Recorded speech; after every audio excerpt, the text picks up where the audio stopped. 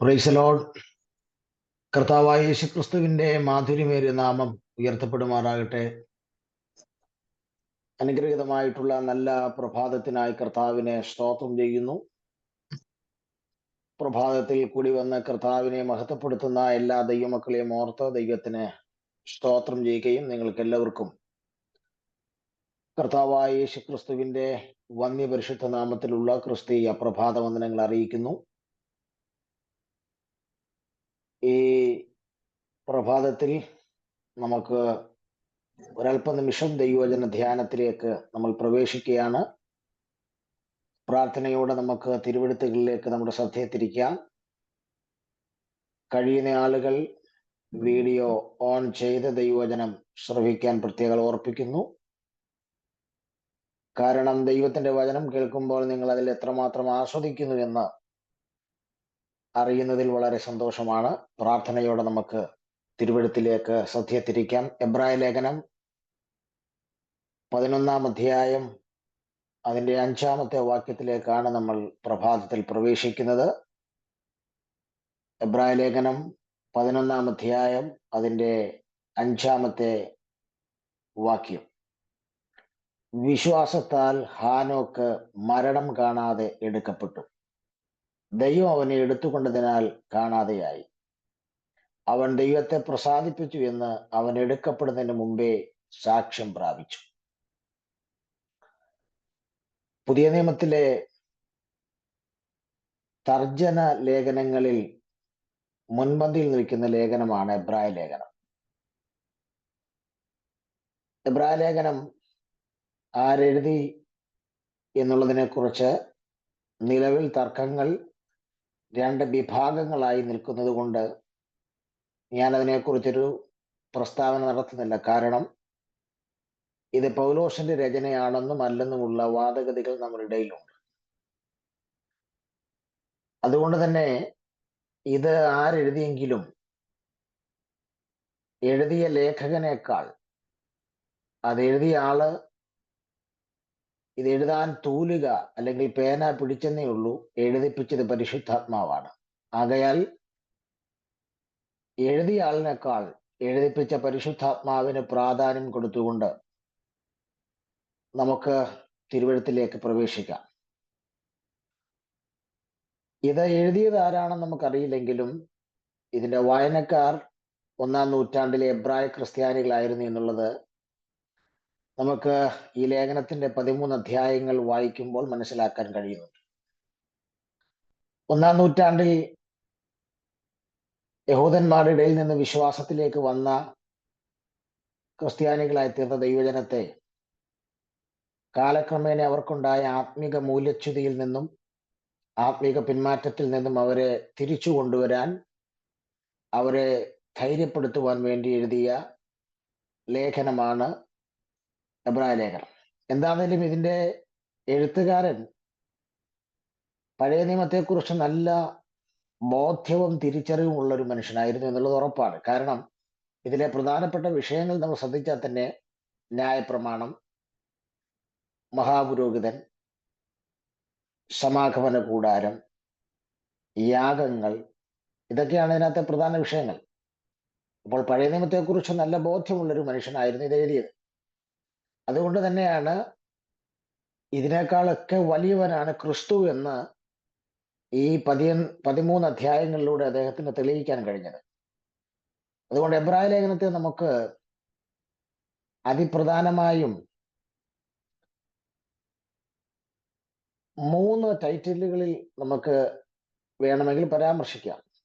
അതിലൊരു ടൈറ്റിൽ എബ്രായ ലേഖനം നിവർത്തിയുടെ ലേഖനമാണ് എന്ന് നമുക്ക് പറയാം. എബ്രായ ലേഖനം നിവർത്തിയുടെ ലേഖനം, ഫുൾഫിൽമെന്റ് എന്ന ഒരു വാക്ക് നമുക്ക് ഉപയോഗിക്കാം. കാരണം ഈ ലേഖനത്തിൽ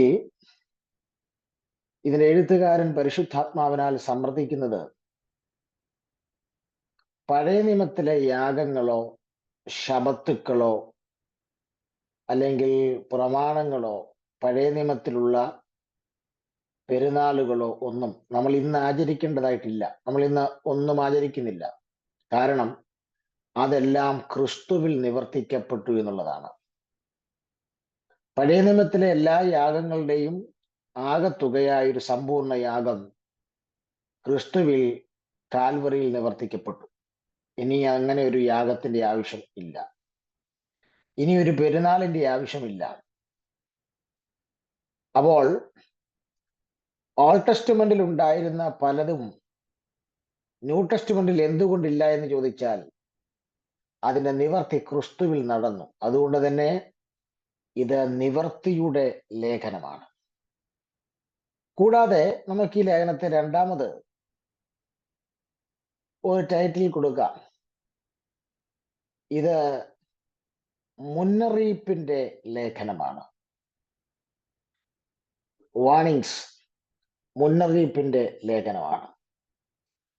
ഇബ്രായ ലേഖനം 2-ാം അധ്യായം നാം ശ്രദ്ധിച്ചാൽ അതിന്റെ 4-ാം വാക്യം മുതൽ മുന്നറിയിപ്പുകൾ ആരംഭിക്കുകയാണ്. നമുക്കുറപ്പിച്ചു തന്നതുമായി ഇത്ര വലിയ രക്ഷ നാം ഗണ്യമാക്കാതെ പോയാൽ എങ്ങനെ തെറ്റിയൊഴിയുമെന്ന ഒരു ക്വസ്റ്റ്യൻ മാർക്കോടുകൂടെ വാണിങ് ആരംഭിക്കുകയാണ്. എന്തിനാണ് വാണിങ്? ഒരു വാഹനം ഓടിച്ചു പോകുമ്പോൾ മുൻപിൽ കൊക്കയുണ്ടെങ്കിൽ, കുഴിയുണ്ടെങ്കിൽ, അപകട സാധ്യതയുള്ളൊരു വളവുണ്ടെങ്കിൽ ഒരു സൈൻ ബോർഡ് വാണിംഗ് ആയി വെക്കുന്നത് അനർത്ഥത്തിൽ പോയി വീഴാതിരിക്കാനാണ്. എബ്രായ ലേഖനത്തിൽ അങ്ങനെ നിരവധി വാണിങ്സുകൾ കൊടുത്തിട്ടുണ്ട്. അപ്പൊ ഈ ലേഖനത്തിലെ വാണിങ്സുകൾ മാത്രം നിങ്ങൾ എടുത്ത് എഴുതി ഒരു അസൈൻമെന്റ് ആക്കി പഠിച്ചാൽ നമുക്ക് ആത്മീക ജീവിതത്തിൽ വലിയ തകർച്ചകൾ ഇല്ലാതെ മുന്നോട്ട് പോകാൻ കഴിയും. അപ്പൊ ഇത് മുന്നറിയിപ്പുകളുടെ ലേഖനമാണ്. മൂന്നാമത് നമുക്കിതിനെ പ്രബോധനത്തിന്റെ ലേഖനമാണിത്. ഇതിൽ കുറെ പ്രബോധനങ്ങൾ അടങ്ങിയിട്ടുണ്ട്. ഞാൻ ഒരു എക്സാമ്പിൾ വേണമെങ്കിൽ നിങ്ങൾക്ക് കാണിക്കാം. 4-ാം അധ്യായം 1-ാം വാക്യത്തിൽ ഭയപ്പെടാനുള്ളൊരു പ്രബോധനം കാണാം. ഭയപ്പെടാനുള്ള പ്രബോധനം. എന്തിനാ ഭയപ്പെടുന്നത്? സ്വസ്ഥതയിൽ പ്രവേശിക്കാൻ പണ്ട് വാഗ്ദത്തം കിട്ടിയ ഇസ്രായേൽ ജനം, അവർക്ക് വാഗ്ദത്തം കിട്ടിയെങ്കിലും അത് ലഭിക്കാതെ അവർ മരിച്ചുപോയി, അല്ലെങ്കിൽ അവർ മരുഭൂമിയിൽ പട്ടുപോയി. അപ്പോൾ വാഗ്ദത്തം ശേഷിച്ചിരിക്കെ അവർ മരുഭൂമിയിൽ പട്ടുപോയത് കൊണ്ട് അവർക്ക് വന്നതുപോലെ നിങ്ങളിൽ, ഈ ലേഖനത്തിന്റെ വായനക്കാർക്ക് വരാതിരിപ്പാൻ, നിങ്ങൾക്കും വാഗ്ദത്തം ലഭിക്കാതെ പോയി എന്ന് വരാതിരിപ്പാൻ ഭയപ്പെടാനുള്ളൊരു പ്രബോധനമാണ് 4-ാം അധ്യായം 1-ാം വാക്യം പറയുന്നത്. അപ്പോൾ എബ്രായ ലേഖനം പ്രബോധനങ്ങളുടെ ലേഖനമാണ്. ഇതുപോലെ ഏകദേശം ഒരു 10-12ഓളം പ്രബോധനങ്ങൾ കാണാൻ കഴിയുന്നുണ്ട്. എബ്രായ ലേഖനത്തിന്റെ പഠനം അല്ലാത്തതുകൊണ്ട് ഞാൻ അതിന്റെ ഡീറ്റെയിലേക്ക് പോകുന്നില്ല. അപ്പൊ ഈ 3 വാക്കുകൾ കൊണ്ട് നമുക്ക് ഈ ലേഖനത്തെ എന്ത് ചെയ്യാം? ചുരുക്കാം. 1, ഇത് നിവർത്തിയുടെ ലേഖനമാണ്. 2, ഇത് മുന്നറിയിപ്പിന്റെ ലേഖനമാണ്. 3, ഇത് പ്രബോധനത്തിന്റെ ലേഖനമാണ്. എസ്പെഷ്യലി എബ്രായ ലേഖനം യാതൊരു മുഖവുരയും ഇല്ലാതെ നമുക്ക് പ്രവേശിക്കാൻ കഴിയുന്ന ഒരു അധ്യായമാണ് 11-ാം അധ്യായം. സൺഡേ സ്കൂളിൽ പഠിക്കുന്ന കുഞ്ഞു കുട്ടികൾ മുതൽ ഈ അധ്യായം വളരെ പോപ്പുലറാണ്. ഇതിനെ വിശ്വാസവീരന്മാരുടെ ചരിത്രം എഴുതിയ അധ്യായം എന്നാണ് വിളിക്കുന്നത്. സ്തോത്രം. ഈ വിശ്വാസവീരന്മാരെ കുറിച്ച് നമ്മൾ മനസ്സിലാക്കുമ്പോൾ ഏകദേശം എനിക്ക് തോന്നുന്നു ഒരു 16ഓളം പേരിനകത്തുണ്ടെന്ന് തോന്നുന്നു. അതിനകത്ത് സാറയും രാഹാബും മാത്രമേ ഉള്ളൂ സ്ത്രീകളായിട്ട് ഞാൻ കാണുന്നു. ബാക്കിയെല്ലാം പുരുഷന്മാരാണ്. ഏകദേശം ഇവരെല്ലാവരും കൂടെ കൂട്ടുമ്പോൾ ഒരു 10-16 പേരുണ്ട്. പിന്നെ പേര് രേഖപ്പെടുത്തിയിരിക്കുന്നവരുടെ കാര്യമാണ് പറഞ്ഞത്. പേര് രേഖപ്പെടുത്താതെ പ്രവാചകന്മാരിൽ പലരും എന്നും ഒക്കെ രേഖപ്പെടുത്തിയിട്ടുണ്ട്. അപ്പോൾ വേറെ ആളുകളും ഇതിനകത്ത് ഇൻവോൾവ്ഡ് ആണ്. സ്തോത്രം. അവരുടെ പേര് എഴുതിയിട്ടില്ല എന്നേ ഉള്ളൂ. പേരെഴുതിയിരിക്കുന്നതിൽ ഒരു 16ഓളം പേരെ കാണാൻ കഴിയുന്നുണ്ട്. ഇവരൊന്നും സാധാരണക്കാരല്ല. ഇവർ വിശ്വാസവീരന്മാരെന്ന് നമ്മൾ ഇവരെ വിളിക്കുമ്പോൾ ഇവർ സാധാരണക്കാരല്ല.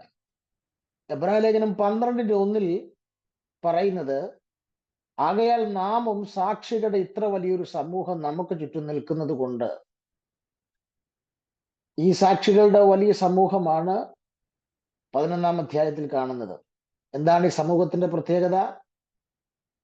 അവർ അവരുടെ ഓട്ടം അവർ സ്ഥിരതയോടെ ഓടി ഫിനിഷിംഗ് പോയിന്റിൽ എത്തി സാക്ഷ്യം ലഭിച്ചവരാണ് ഈ 11-ാം അധ്യായത്തിൽ കാണുന്ന വിശ്വാസവീരന്മാർ. അതുകൊണ്ട് തന്നെ ഈ 11-ാം അധ്യായത്തിൽ ഇവരിൽ പല ആളുകളെ കുറിച്ചും രേഖപ്പെടുത്തിയിരിക്കുന്നത് അവർ സാക്ഷ്യം പ്രാപിച്ചു എന്നാണ്. സാക്ഷ്യം പ്രാപിച്ചു എന്ന് പറഞ്ഞാൽ മരണത്തിന് ശേഷം പ്രാപിച്ച സാക്ഷ്യത്തെ കുറിച്ചല്ല പറയുന്നത്. അങ്ങനെ നമ്മുടെ ഇടയിലുണ്ട്. ഒരാൾ മരിച്ചു കഴിയുമ്പം പന്തലിന്റെ കീഴെ വന്ന് നിന്ന് അയാൾ പോലും കേട്ടാൽ അത്ഭുതപ്പെടുന്ന കുറെ കാര്യങ്ങൾ പറയുന്ന ഒരു പതിവ് നമ്മുടെ ഇടയിലുണ്ട്. പണ്ട് പാമ്പാടിയിൽ ഒരു മരണം നടക്കുമ്പം അവിടുത്തെ സഹോദരൻ മരിച്ചുപോയി ആ വീട്ടിലെ.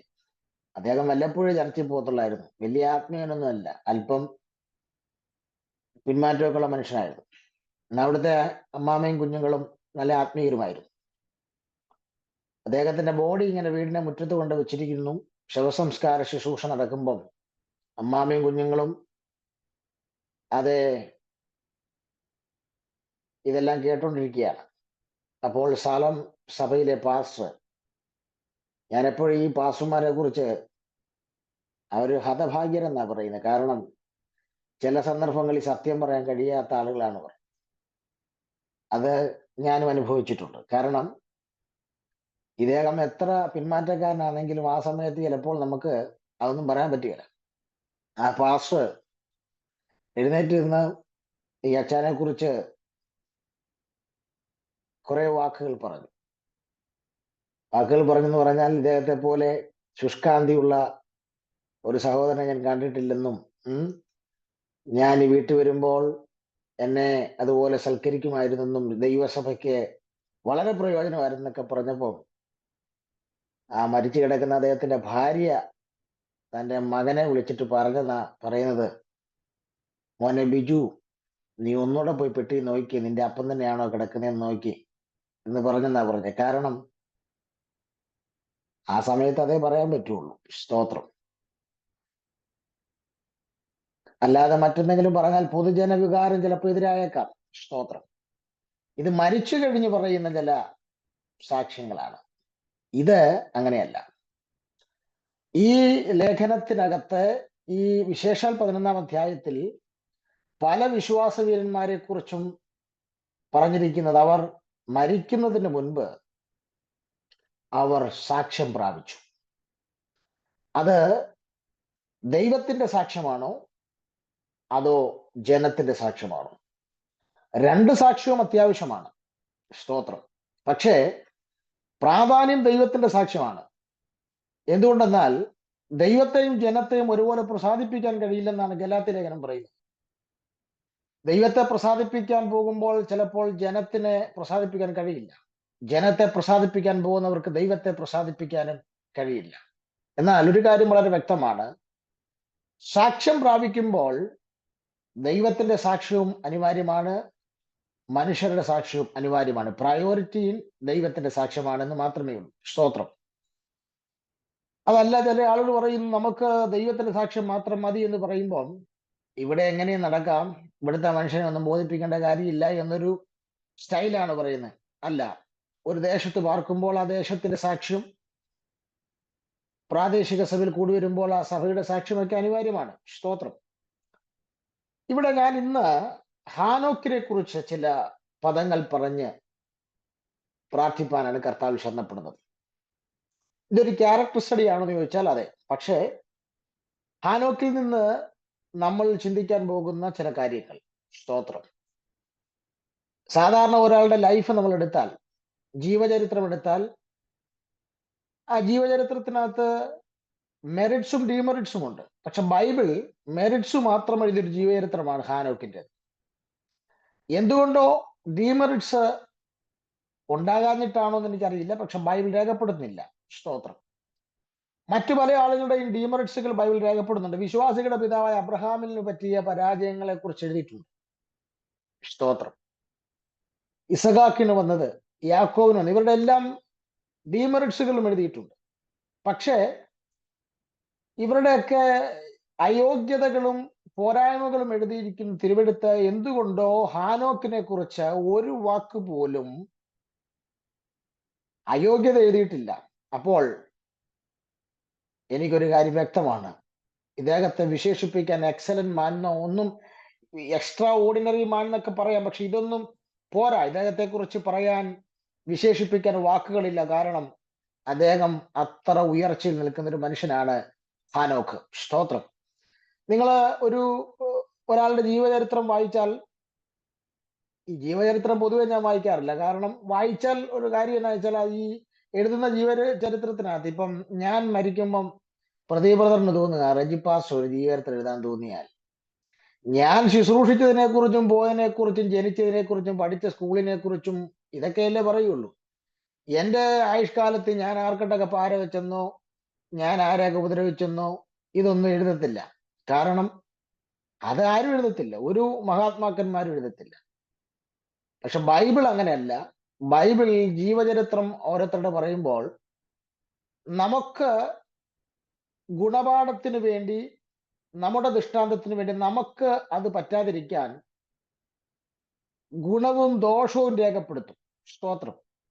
അതുകൊണ്ടാണല്ലോ യെശയ്യാ പ്രവാചകന്റെ ഒക്കെ ചരിത്രം എഴുതിയപ്പം, അയ്യോ ഞാൻ ശുദ്ധിയില്ലാത്ത അതരമുള്ളൊരു മനുഷ്യൻ എന്നൊക്കെ ബൈബിൾ അതുപോലെ രേഖപ്പെടുത്തിയിരിക്കുന്നതിന്റെ കാര്യം, അതിശക്തമായ 5 അധ്യായം പ്രവചിച്ച പ്രവാചകൻ 6-ാം അധ്യായത്തിൽ വന്നപ്പോൾ ആ പ്രവാചകന്റെ അതരത്തിലും അശുദ്ധി ഉണ്ടെന്ന് മനസ്സിലാക്കിച്ചത്, സാന്നിധ്യം കണ്ടപ്പോൾ തന്റെ അതരത്തിലും അശുദ്ധി ഉണ്ടെന്ന് പ്രവാചകന് ബോധ്യമായത് തിരുവെഴുത്ത് എഴുതാൻ കാരണം, പ്രവാചകനാണെങ്കിലും വേണ്ടതുപോലെ ദൈവത്തോട് അടുത്ത് വരുമ്പോൾ നിന്റെ അശുദ്ധി തെളിഞ്ഞു വരുമെന്നുള്ളത് ബൈബിൾ എഴുതിയതിന്റെ കാര്യം. ബൈബിൾ ജീവചരിത്രം രേഖപ്പെടുത്തുമ്പോൾ ഒരിക്കലും ഡീമെറിറ്റ്സുകൾ മറച്ചുവെച്ച് മെറിറ്റ്സുകൾ മാത്രമായി പറയുന്ന ഒരു പുസ്തകമല്ല.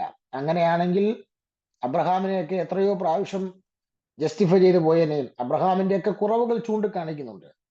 എന്നാൽ ഹാനോക്കിനെ ഞാൻ പരിശോധിച്ചപ്പോൾ അദ്ദേഹത്തെ കുറിച്ച്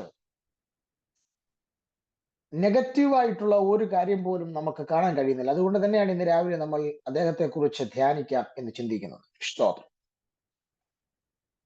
ഈ വിശ്വാസവീരന്മാരിൽ ഹാനോക്കിനെ കുറിച്ച് പറയുമ്പോൾ, ഹാനോക്ക് എന്ന വാക്കിന്റെ അർത്ഥം സമർപ്പിതൻ എന്നാണ് അർത്ഥം. സമർപ്പിതൻ എന്നാണ് അർത്ഥം. നിങ്ങൾ ആ അർത്ഥം തന്നെ നിങ്ങളുടെ ബൈബിളിന്റെ ഭാഗത്ത് എഴുതി വെച്ചോണം. കാരണം ഇദ്ദേഹത്തിന്റെ ചരിത്രം നിങ്ങൾ പഠിക്കുമ്പോൾ ഈ പേരിന്റെ അർത്ഥം പലയിടത്തും വളരെ സ്യൂട്ടബിൾ ആയിട്ട് കാണാൻ കഴിയുന്നുണ്ട്. സ്തോത്രം. ഉൽപ്പത്തി പുസ്തകം നിങ്ങൾ പഠിക്കുമ്പോൾ 5-ാം അധ്യായം മുതൽ 5-ാം അധ്യായത്തിന്റെ 18-ാം വാക്യം മുതൽ 24-ാമത്തെ വാക്യം വരെയാണ് ഹാനോക്കിന്റെ ചരിത്രം തിരുവെടുത്ത് പറയുന്നത്. ഉൽപ്പത്തി പുസ്തകം 5-ാം അധ്യായം 18-ാമത്തെ വാക്യം മുതൽ 24-ാമത്തെ വാക്യം വരെയാണ് നമുക്ക് ഈ ഹാനോക്കിന്റെ ചരിത്രം കാണാൻ കഴിയുന്നത്. സ്തോത്രം. അപ്പോൾ ഈ ഒരു ചെറിയ ഒരു പാസേജിനകത്ത്, ഒരു ഒരു ഖണ്ഡികയെന്ന് പോലും പറയാൻ കഴിയാത്ത ഈ പാസേജിനകത്ത് ഒതുങ്ങി നിന്ന് ഹാനോക്ക് എങ്ങനെയാണ് ഇത്രയും വലിയ വിശ്വപ്രസിദ്ധനായി തീർന്നത്? സ്തോത്രം. അദ്ദേഹത്തെ കുറിച്ച് നിരവധി എഴുത്തൊന്നും എഴുതിയിട്ടില്ല. യോസഫിനെ കുറിച്ചൊക്കെ 10-11 അധ്യായങ്ങളിൽ നിറച്ചുണ്ട്. പക്ഷെ ഹാനോക്കിനെ കുറിച്ച് ഒരു ഖണ്ഡികയിൽ പോലും എഴുതിയിട്ടില്ല, ഒരു ചെറിയ പാസേജ്. പക്ഷേ അദ്ദേഹത്തിനൊപ്പം നിൽക്കാൻ കപ്പാസിറ്റി ഉള്ള ആളുകൾ പലരും ഇന്നും ഉണ്ടായിട്ടില്ല. എന്ന് പറഞ്ഞാൽ അദ്ദേഹത്തിന് മുൻപും പിൻപും അദ്ദേഹത്തിന് തത്തുല്യം വെക്കാൻ ഒരാളും ഉണ്ടായിരുന്നില്ല. അപ്പം ഒരു പുസ്തകം മുഴുവൻ ഒരാളെ കുറിച്ച് എഴുതി എന്നുള്ളത് കൊണ്ടല്ല, പിന്നെ അദ്ദേഹത്തിന്റെ കാലത്തെക്കുറിച്ച് 2 വരികളിലേ ഉള്ളെങ്കിലും ആ വരികളാണ് അതിനകത്ത് എഴുതി വച്ചിരിക്കുന്ന ആ സാക്ഷ്യമാണ് ഒരു മനുഷ്യനെ പ്രസിദ്ധിയുടെ ഉന്നതികളിലേക്ക് കൊണ്ടെത്തിക്കുന്നത്. സ്തോത്രം. നമുക്ക് ഈ ഹാനോക്കിനെ കുറിച്ച് ചില കാര്യങ്ങൾ ചിന്തിക്കാം. സ്തോത്രം. ഇദ്ദേഹം ഹാനോക്കിനെ കുറിച്ച് പറയുമ്പോൾ ഒന്നാമതായിട്ട് എനിക്ക് പറയാനുള്ള കാര്യം, വിശുദ്ധ തിരുവെഴുത്തിലെ ആദ്യത്തെ പ്രവാചകനായിരുന്നു ഹാനോക്ക്. അതാണ് ഒന്നാമത്തെ സ്റ്റേറ്റ്മെന്റ്. ആരായിരുന്നു ഹാനോക്ക്? വിശുദ്ധ തിരുവെഴുത്തിലെ ആദ്യത്തെ പ്രവാചകൻ, മനുഷ്യരിൽ ആദ്യത്തെ പ്രവാചകൻ. മനുഷ്യരിൽ എന്ന് പറയാൻ കാരണം, ആദ്യത്തെ പ്രവചനം പറഞ്ഞത് യഹോവയായ ദൈവമാണ്, സ്ത്രീയുടെ സന്തതി സർപ്പത്തിന്റെ തല തകർക്കുമെന്നുള്ളത്. പക്ഷേ അത് മനുഷ്യരല്ലാത്തത് കൊണ്ട് മനുഷ്യരിൽ ആദ്യത്തെ വിശുദ്ധ തിരുവെഴുത്തിലെ പ്രവാചകനായിരുന്നു ആര്? ഹാനോക്ക്. അദ്ദേഹം എന്താണ് പ്രവചിച്ചത്? സ്തോത്രം. നമുക്ക് യൂദായുടെ ലേഖനത്തിലാണ് ആ വിഷയത്തെക്കുറിച്ച് കാണാൻ കഴിയുന്നത്. യൂദാ ലേഖനം എഴുതുന്നിടം വരെ ആ മർമ്മം പലർക്കും മറഞ്ഞു കിടന്നിരുന്ന ഒരു മർമ്മമാണ്. യൂദായുടെ ലേഖനം 1-ാം അധ്യായം, ആകെ ഒരു അധ്യായമേ ഉള്ളൂ, 14-15 വാക്യങ്ങൾ പരിശോധിക്കുമ്പോൾ ആദാം മുതൽ ഏഴാമനായ ഹാനോക്ക് ഇവരെ കുറിച്ച്, ഇതാ കർത്താവ് എല്ലാവരെയും വിധിപ്പാനും അവർ അഭക്തിയോടെ ചെയ്ത ഭക്തിവിരുദ്ധമായ സകല പ്രവൃത്തികൾ നിമിത്തം ഭക്തികെട്ട പാപികൾ തന്റെ നേരെ പറഞ്ഞ സകല നിഷ്ഠൂരങ്ങൾ നിമിത്തവും ഭക്തികെട്ടവരെ ഒക്കെയും ബോധം വരുത്തുവാനും 1000 വിശുദ്ധന്മാരോടുകൂടെ വന്നിരിക്കുന്നു എന്ന് പ്രവചിച്ചു. പക്ഷെ ഹാനോക്കിന്റെ ചരിത്രം പറയുന്ന ഉൽപ്പത്തി പുസ്തകം 5-ാം അധ്യായത്തിൽ ഈ പ്രവചനത്തെക്കുറിച്ച് ഒരു വരി പോലുമില്ല. പക്ഷേ അന്ന് അദ്ദേഹം പ്രവചിച്ചത് പരിശുദ്ധാത്മാവ് യൂദയ്ക്ക് വെളിപ്പെടുത്തി കൊടുത്ത മർമ്മമാണ്. യൂദ ഇവിടെ പറയുന്നത് കർത്താവായ യേശു ക്രിസ്തുവിന്റെ വരവിനെ കുറിച്ചുള്ള ആദ്യത്തെ പ്രൊഫസി, ആദ്യത്തെ പ്രവചനം നടത്തിയ മനുഷ്യനാണ് ഹാനോക്ക് എന്ന് പറയുന്നത്. സ്തോത്രം. അപ്പോൾ ദൈവത്തിന്റെ പ്രവാചകനാകാൻ സമർപ്പിക്കപ്പെട്ട ഒരു ഹാനോക്ക്. സ്തോത്രം. അപ്പോൾ വളരെ ശക്തമായ പ്രവചനമായിരുന്നു യേശുവിന്റെ വരവിനെ കുറിച്ചും അന്ന് പാപികൾ നേരിടേണ്ടി വരുന്ന ന്യായവിധികളെ കുറിച്ചുമാണ് വളരെ ശക്തമായി ഹാനോക്ക് പ്രവചിച്ചത്. അപ്പോൾ ഹാനോക്കിന്റെ ഈ പ്രവചനത്തിനകത്തുനിന്ന് നമുക്ക് മനസ്സിലാക്കേണ്ട നമുക്കുള്ളൊരു പാഠമുണ്ട്. സ്തോത്രം. എന്താ പാഠം എന്ന് ചോദിച്ചാൽ, നമ്മുടെ ഓരോ പ്രഭാഷണത്തിനകത്തും കർത്താവിന്റെ വരവും നരകം, സ്വർഗം, നിത്യത ഇവയെക്കുറിച്ചുള്ള പരാമർശം ഉണ്ടായിരിക്കണം എന്നുള്ളത് വളരെ സത്യമാണ്. ഞാൻ ഇത് പറയുമ്പോൾ ഒരു കർത്തൃദാസന്റെ അനുഭവം ഞാൻ വായിച്ച ഒരു പുസ്തകത്തിനകത്ത് രേഖപ്പെടുത്തിയിരിക്കുന്നത്, ഹൃദയദാസൻ 21 ദിവസം ഫാസ്റ്റിംഗ് ചെയ്തു. അദ്ദേഹം ഫാസ്റ്റ് ചെയ്യാൻ കാരണം കൂടുതൽ കൃപാവരങ്ങൾക്ക് വേണ്ടിയാണ് ഫാസ്റ്റ് ചെയ്തത്. 21 ദിവസത്തിൽ ഏകദേശം 10-18 ദിവസമായിട്ടും ദൈവം തന്നോട് ഒരു വാക്കുപോലും സംസാരിക്കുന്നില്ല. അദ്ദേഹം അസ്വസ്ഥനായി മാറി. അദ്ദേഹം ഒരു പ്രവാചകനാണ്. അദ്ദേഹം ദൈവത്തോട് ചോദിക്കുന്നത് മരിച്ചവരെ ഉയർപ്പിക്കാനുള്ള കൃപ വേണം, അത് വേണം, ഇത് വേണം എന്നൊക്കെ പറഞ്ഞു. പക്ഷേ 21-ാം ദിവസം ആയപ്പോൾ ദൈവം ഈ ദൈവദാസനോട് പറഞ്ഞു, നിനക്ക് പകരം ഞാനായിരുന്നു ഓരോ പുൽപ്പിറ്റിലും പ്രസംഗിക്കുന്നതെങ്കിൽ ഞാൻ എന്തു പറയുമായിരുന്നു എന്ന് നിനക്കറിയുമോ? ഈ ദൈവദാസൻ എക്സൈറ്റ് ആയി അതറിയാൻ. ദൈവം ചോദിക്കുകയാണ്, നീ പ്രസംഗിക്കേണ്ട പുൽപ്പിറ്റുകളിൽ നിനക്ക് പകരം ഞാനായിരുന്നു പ്രസംഗിക്കുന്നെങ്കിൽ ഞാൻ എന്തു പറയുമായിരുന്നു എന്ന് നിനക്കറിയുമോ? ദൈവദാസൻ പറഞ്ഞില്ല. കർത്താവ് പറഞ്ഞു, എന്റെ വരവ് സമീപമായിരിക്കുന്നു, ഒരുങ്ങിക്കൊള്ളുക, ദൈവത്തെ എതിരേൽപ്പാൻ ഗെറ്റ് റെഡി ഫാസ്റ്റ് എന്നുള്ള സന്ദേശം ഞാൻ പറയുമായിരുന്നു. ഈ കർത്തൃദാസൻ ഒത്തിരി കരഞ്ഞു എന്ന് അദ്ദേഹം എഴുതിയിരിക്കുന്നു. കാരണം ഉണർവ് പ്രസംഗിച്ചു പോകുന്ന ഈ തലമുറയിൽ അത്ഭുതങ്ങളെ കുറിച്ചും ഉണർവുകളെ കുറിച്ചൊക്കെ പറയണ്ട എന്ന് പറയുന്നില്ല. പക്ഷേ മിസ്സായി പോകുന്ന ഒരു സന്ദേശമാണ് കർത്താവിന്റെ വരവും നിത്യതയെക്കുറിച്ചും ഒക്കെയുള്ള ബോധവൽക്കരണം ഇല്ലാതെ പോകുന്നത്.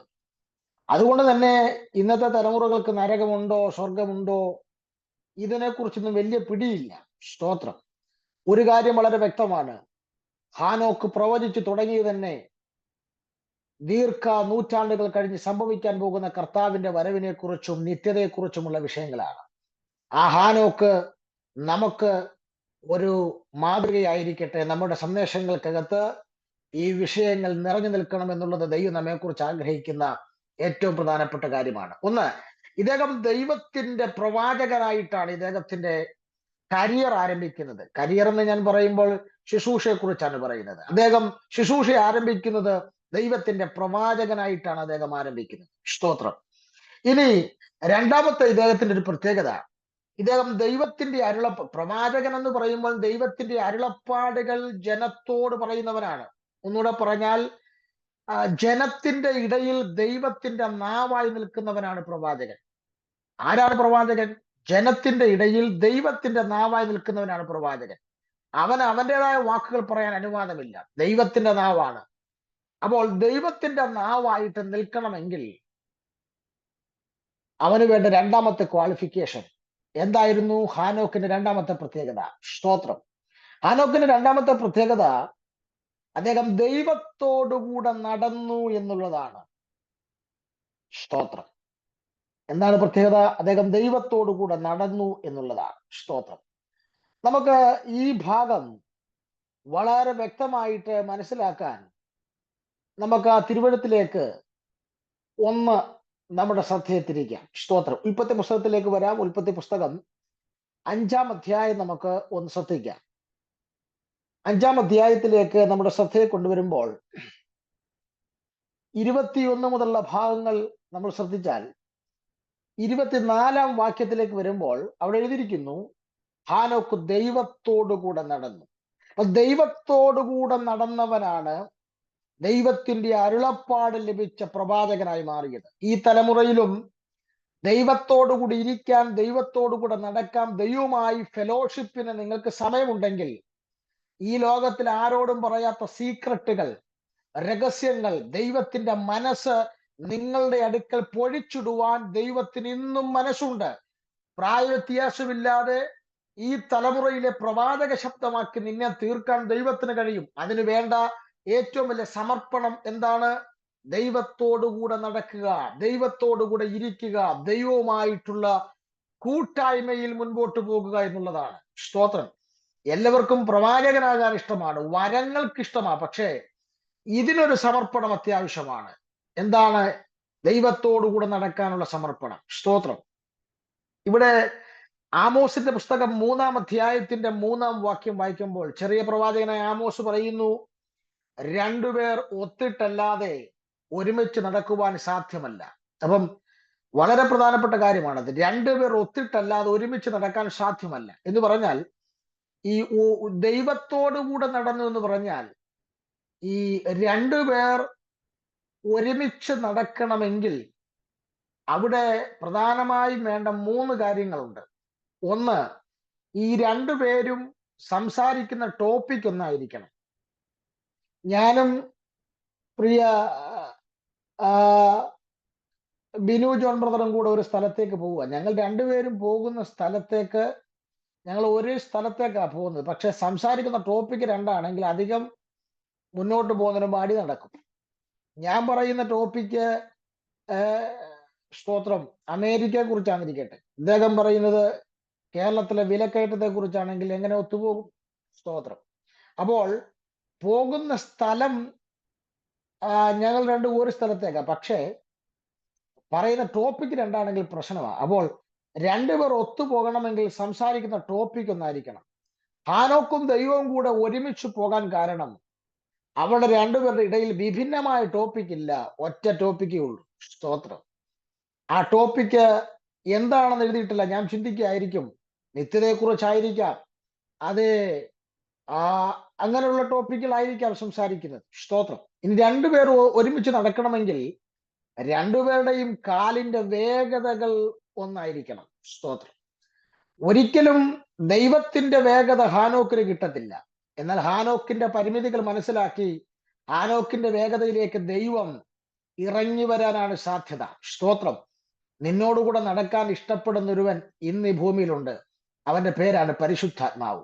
നീയുമായി ഫ്രണ്ട്ഷിപ്പിന്, നീയുമായി കൂട്ടായ്മയ്ക്ക്, നീയുമായി ചങ്ങാത്തത്തിന് ഇഷ്ടപ്പെടുന്ന ഒരുവൻ, അവൻ എത്രയോ പ്രാവശ്യം നിനക്ക് ഫ്രണ്ട് റിക്വസ്റ്റ് അയച്ചിട്ടുണ്ട്, നീ അക്സെപ്റ്റ് ചെയ്തിട്ടില്ല. പക്ഷേ സർവശക്തനായ ഓൾമൈറ്റിയായ ഹോളി ഗോസ്റ്റ് നിന്റെ വേഗതയിലേക്ക്, നിന്റെ ലിമിറ്റേഷനുകൾ മനസ്സിലാക്കി ചുരുങ്ങി വരുവാൻ ഇഷ്ടപ്പെടുന്നവനാ. കാരണം അവൻ നിന്റെ കൂടെ നടക്കുവാൻ ഇഷ്ടപ്പെടുന്നു. സ്തോത്രം. മൂന്ന്, ഇവർ രണ്ടുപേർ ഒരുമിച്ച് പോകണമെങ്കിൽ പോകുന്ന സ്ഥലം ഒന്നായിരിക്കണം. ഒരാൾ കോഴഞ്ചേരിയിലേക്കും ഒരാൾ തിരുവല്ലയിലേക്കും പോകാൻ ഇറങ്ങിയെങ്കിൽ ഒരുമിച്ച് പോകാൻ പറ്റുകയില്ല. സ്തോത്രം. ഒരു സ്ഥലത്തേക്ക് പോകാൻ ഇറങ്ങുന്നവർക്ക് മാത്രമേ ഒരുമിച്ച് പോകാൻ കഴിയൂ. നോക്കിക്കേ, പറയുമ്പം വളരെ ഈസിയാണ്. ദൈവത്തോടു കൂടെ നടക്കുക എന്ന് പറഞ്ഞാൽ അത്ര എളുപ്പമല്ല. നിന്റെ ടോപ്പിക്ക് ഒന്നായിരിക്കണം, നിന്റെ വേഗത ഒന്നാകണം, പോകുന്ന സ്ഥലം ഒന്നാകണം. ഇനി ആമോസ് പറഞ്ഞു, രണ്ടുപേർ ഒത്തിട്ടല്ലാതെ, ഐക്യതയില്ലാതെ ഒരിക്കലും ഒരുമിച്ച് പോകാൻ കഴിയില്ല. അങ്ങനെങ്കിൽ ഇന്ന് രാവിലെ സമയം ദൈവസന്നിധിയിൽ ഇരിക്കുന്ന നിങ്ങൾ എപ്പോഴെങ്കിലും ആലോചിച്ചിട്ടുണ്ടോ? യെശയ്യാ പ്രവാചകൻ പറഞ്ഞു, നിങ്ങളുടെ അകൃത്യങ്ങൾ അത്രേ ദൈവത്തെ നിങ്ങൾ നിന്ന് ഭിന്നിപ്പിച്ചെന്ന് അതിന്റെ നാടൻ ഭാഷ പറഞ്ഞ ദൈവം നിങ്ങളിൽ നിന്ന് പിണങ്ങി മാറിയതെന്നാണ്. നിങ്ങളുടെ കൂടെ കൂട്ടായ്മയ്ക്ക് ഇഷ്ടപ്പെടുന്ന, നിങ്ങളുടെ കൂടെ നടക്കാൻ ഇഷ്ടപ്പെടുന്ന ദൈവം നിങ്ങളിൽ നിന്ന് അകന്നു നിൽക്കാൻ കാരണം, നിങ്ങളിൽ നിന്ന് പിണങ്ങി മാറാൻ കാരണം അകൃത്യങ്ങളാണ്. സ്തോത്രം.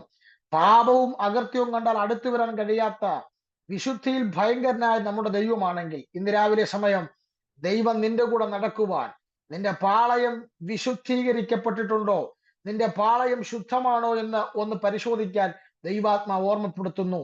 ഹാനോക്ക് എങ്ങനെ പ്രവാചകനായി മാറി? അവൻ ദൈവത്തോടു കൂടെ നടക്കാനുള്ള സമർപ്പണത്തിലേക്ക് വന്നപ്പോൾ, അവൻ ദൈവത്തോടു കൂടെ നടക്കാൻ തുടങ്ങിയപ്പോൾ, അവൻ ദൈവ ശബ്ദത്തിന് കാതുകൾ വെച്ചു, അരുളപ്പാടുകൾക്ക് കാതുകൾ വെച്ചു. അത് അടുത്ത തലമുറകളോട്, അതൊരു വലിയ ദൂതാണ്. തന്റെ തലമുറയിൽ ഉള്ളവരോട് മാത്രമല്ല, അത് 1000 വർഷങ്ങൾ കഴിഞ്ഞ് വരാൻ പോകുന്ന തലമുറകൾക്ക് വരെ ശ്രദ്ധിക്കത്തക്കരയിലുള്ള പ്രൊഫസി കൈമാറുവാനുള്ള അസാധാരണ നിയോഗമാണ് ദൈവത്തോടു കൂടെ നടന്നപ്പോൾ അവൻ ലഭിച്ചതെങ്കിൽ, ഇന്ന് രാവിലെ ദൈവാത്മാവ് ആരോടൊക്കെ പറയുന്നു, ദൈവത്തോടു കൂടെ നടക്കുവാൻ നിന്റെ മുറി നീ ക്രമീകരിച്ചാൽ, നിന്റെ ജീവിതം നീ ശുദ്ധീകരിച്ചാൽ, നിന്റെ തലമുറയിൽ കേട്ട ഒടുങ്ങുന്നൊരു പ്രവചനമല്ല. നീ മരിച്ചു മൺമറിഞ്ഞാലും 1000 തലമുറകൾ ലോകമുള്ളിടത്തോളം കാലം നിൽക്കത്തക്ക രീതിയിലുള്ള അസാധാരണ പ്രൊഫസികൾക്ക് ദൈവം നിന്നെ ഒരു മുഖാന്തരമാക്കാൻ തീരുമാനിക്കുന്നു.